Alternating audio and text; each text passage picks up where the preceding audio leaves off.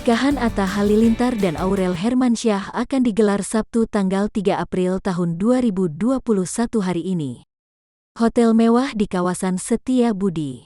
Ya, setelah sempat dirahasiakan oleh calon pengantin sampai manajemen, akhirnya tempat pernikahan Aurel Hermansyah dan Atta Halilintar terkuak.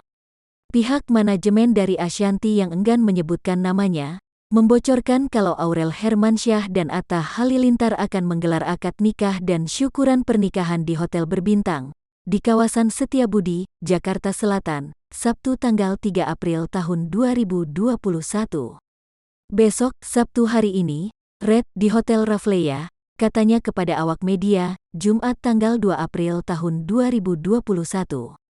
Namun, orang tersebut tidak mau memberitahukan lebih lanjut soal persiapan pernikahan Aurel Hermansyah dan Atta Halilintar, yang sudah tinggal menunggu beberapa jam saja.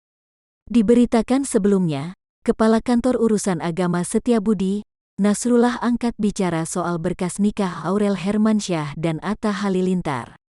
Nasrullah mengatakan kalau pihak Aurel dan Atta sudah memasukkan berkas pernikahan atau berkas numpang menikah di Kecamatan Setiabudi, Jakarta Selatan pada tanggal 30 Maret tahun 2021 sore.